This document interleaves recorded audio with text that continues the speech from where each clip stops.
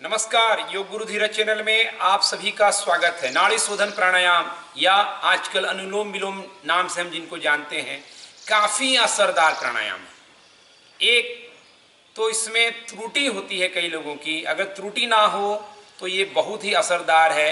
लेकिन शास्त्र ने इसके परिणाम को, असर को कई गुना ज्यादा बढ़ाने के लिए एक टेक्निक, एक सूत्र इजाद किया है और वो सूत्र है रेशियो का।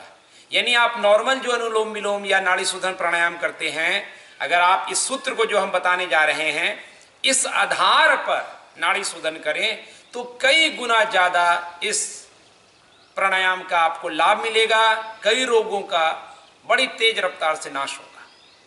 तो यह रेशियो है, यानी अनुपात 1-4-2 का। यानी हम 1 सेकेंड सांस लें तो 4 सेकेंड रोकें और 2 सेकेंड छोड़ें।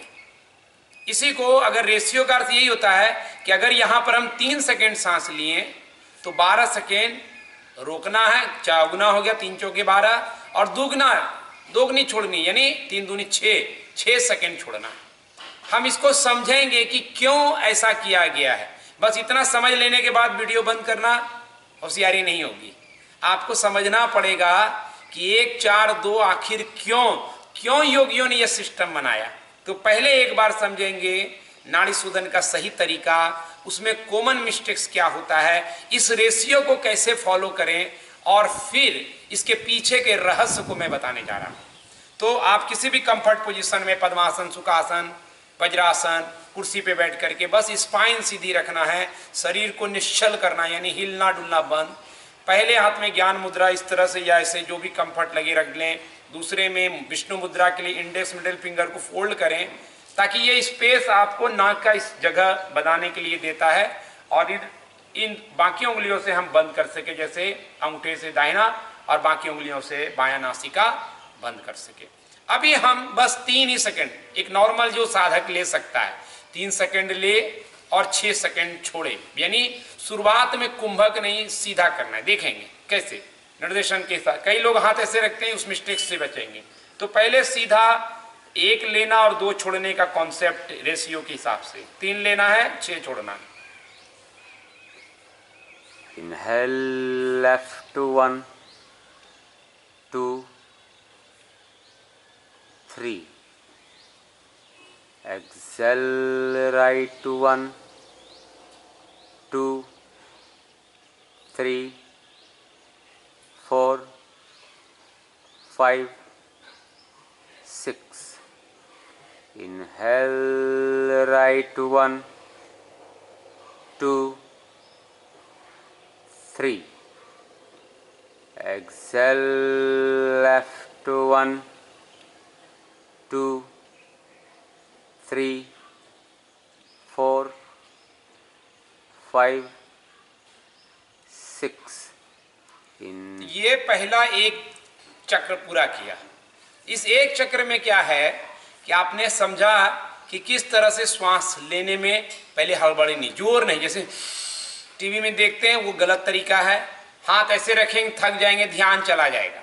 तो जितनी शांति से, क्योंकि शास्त्र कहता है चले वाते चलम चित्तम, सांस तेज हुई, मन डिस्टर्ब हुआ, सांस को शांत किया, निश्चलम निश्चला भवेत, आपका चित्त भी निश्चल हो जाएगा, शांत हो जाएगा।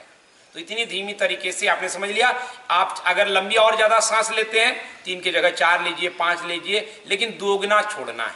कुंभक लगाएंगे, लेकिन पहले हम समझें कि क्यों दोगुनी छोड़नी है और ज्यादा रोकना क्यों है। दोगुना इसीलिए कि जब हम लेंगे भरपूर, इसका अर्थ ये नहीं है कि छोड़ना दुगना है तो लेना नहीं, लेना पूरा है। पहले ऑक्सीजन भर देना है, और बेस्ट तरीका क्या है, पेट से भरते हुए, वशिष्ठ प्राणायाम की तरह पेट से भरते हुए छाती से लेंगे तो ये 4 क्या 16 सेकेंड, 20 सेकेंड, 30 सेकेंड में लेके दिखा सकता हूं, ज्यादा भी लगातार ले सकता हूं 1 मिनट तक। तो ये संभव है जब आप वशिष्ठ प्राणायाम के साथ इसको इन्वॉल्व कर देंगे। उसके लिए अभ्यास कीजिए वशिष्ठ प्राणायाम के अलग से। तो ये दुगना क्यों छोड़ने के लिए कहा गया है कि जब हम श्वास को देर तक छोड़ते हैं तो हमारी चंद्र नाड़ी एक्टिवेट होती है, और ये चंद्र नाड़ी जो है हमारे अंदर ज्यादा रिलैक्सेशन देता है। जितना देर तक, इसीलिए हमारे शास्त्र ने शंख बजाने का, शंख बजाने में क्या होता है, देर तक श्वास छूटती है। हमने ओम को महामंत्र कहा, हर मंत्र के आगे ओम, क्योंकि ओम बोलने में ओम सांस क्या हो रही है, छूट रही है। जितना छूटेगी उतना हम रिलैक्स, उतना रिपेयरिंग क्षमता यानी रोग को खत्म करने की क्षमता हमारी बढ़ जाती है। इसलिए हमारे ऋषि मुनि बहुत ही नॉलेजेबल थे। सनातन योगी बहुत ही जांच परख करके इस शरीर के सिस्टम को समझ करके सूत्रों को गढ़ा है। लेकिन कपालभाति सिखाया जाता है जिसमें ना तो सांस लेना है ना छोड़ना है, थोड़ा लिए थोड़ा छोड़े, ना ले पा रहे हैं ऑक्सीजन ना छोड़ पा रहे हैं, तो ना तो नाड़ी सही हो रही है, ना ही मन शांत हो रहा है, ना ऑक्सीजन पहुंच रहा है। ऐसे नुकसान करने वाले प्राणायाम है भी नहीं, क्रिया को प्राणायाम बता दिया गया, उससे बचे। अब कुंभक के तल पर इसको कैसे करेंगे, 3 ही रेशियो को रखते हैं अभी, यानी 3 लेंगे और चौगुना यानी 4 है, 1 4 2 यानी 4 गुना ज्यादा रोकना यानी 12, 2 गुना छोड़ना यानी 6 छोड़ना।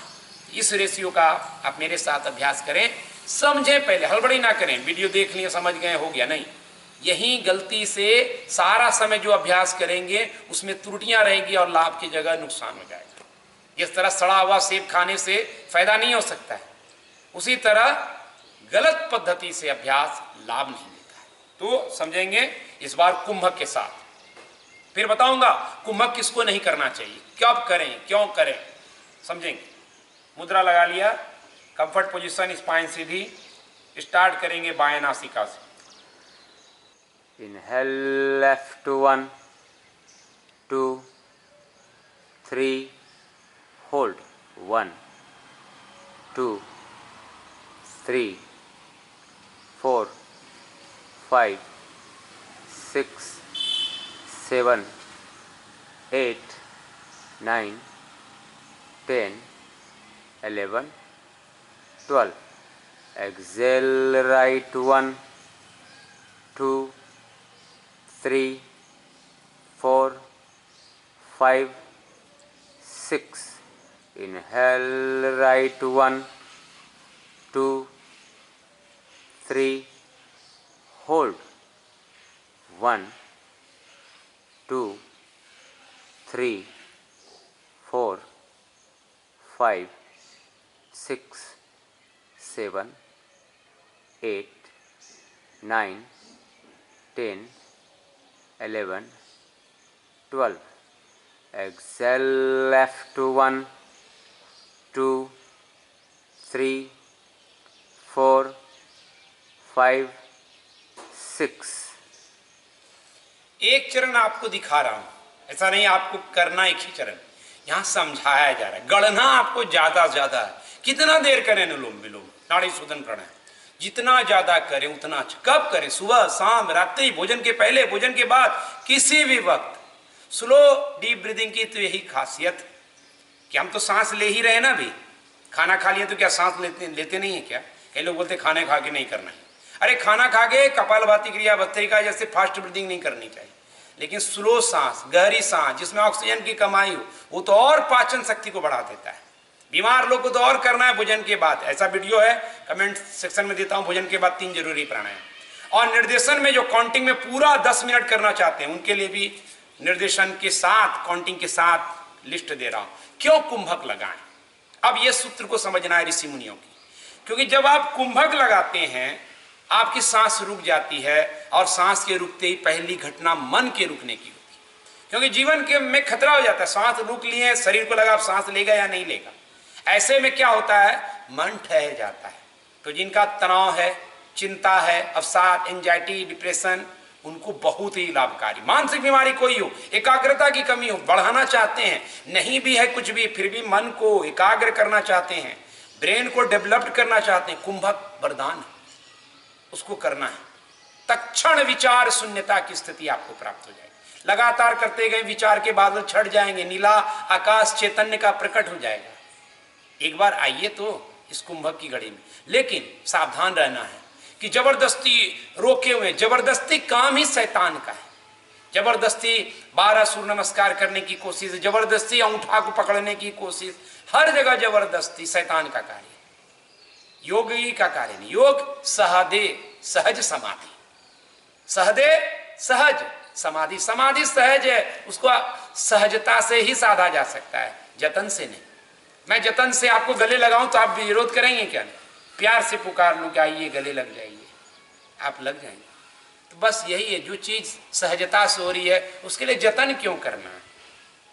जो भी नेचुरल है उसमें सहजता बहुत अनिवार्य सीख।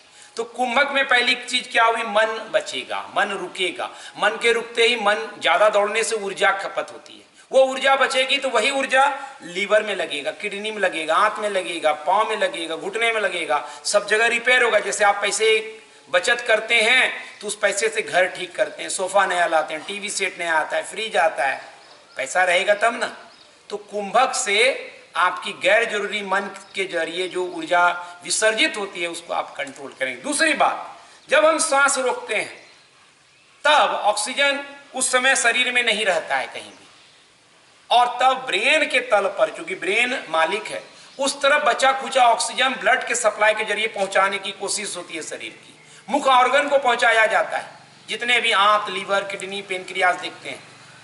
फिर जैसे ही आप कुंभक छोड़ते हैं और श्वास लेते हैं, तत्क्षण बॉडी को सूचना मिल जाती है, अच्छा ऑक्सीजन की तो भरमार है, फिर उसको फैलाओ प्रॉपर तरीके से, भी कम हुआ। तो इस तरह से क्या होता है, ब्लड का सर्कुलेशन और ब्लड के जरिए ऑक्सीजन का फिर आगे का संतुलन वो बड़े ही पैमानिक तरीके से, बड़े बेहतरीन तरीके से, सिस्टमेटिक तरीके से पूरे शरीर में संचार होता है। और जहां ऑक्सीजन प्राण पहुंचेगा वहां जीवन हो, बीमारी नहीं। इसलिए कुंभक जरूरी है। शुरुआत में कुंभक का अभ्यास ना करें, शुरुआत में एकदम नॉर्मल लेना और छोड़ना दुगने रेशियो से करें। 4 लें 8 छोड़ें, 3 लें 6 छोड़ें, 10 लें 20 छोड़ें, ऐसा अभ्यास करें। नहीं हो पाता है छोड़ना तो भ्रामरी को जोड़ दें। जैसे हम सांस लिए, नहीं छूट रहा है देर तक, तो उसको छोड़ने का तरीका एक सूत्र ये दे रहा हूं,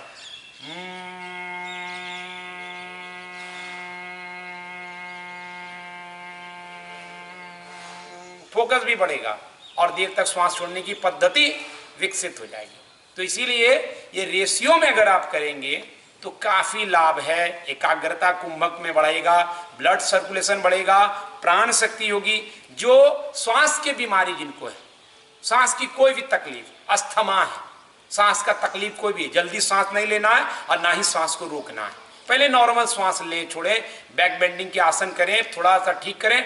सांस लेने में गड़बड़ी दिख रही हो, जल्दी सांस फूल जाता है, इसका मतलब डायफ्राम ठीक नहीं है, तो वशिष्ठ प्राणायाम डायफ्राम को ठीक करने का एकमात्र जरिया है।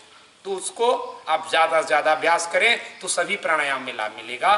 तो इस पूरे पद्धति को आप ठीक से करें, और बाकी वीडियो कमेंट में मैं दे रहा हूं, उसके अनुसार आप काउंटिंग निर्देशन में देर तक 10 मिनट 30 मिनट के वीडियो को अभ्यास में करें, और बखूबी नाड़ी शोधन प्राणायाम से अपनी नाड़ियों को शुद्ध कर स्वस्थ और आनंदी जीवन को प्राप्त करें, ऐसी शुभकामना है। अभ्यास में जो है आलस्य नहीं करना है, हर दिन उतरना है, क्योंकि ये जीवन को गढ़ने का सिद्धांत है। जय सनातन, जय गुरु वशिष्ठ की। हरिओम।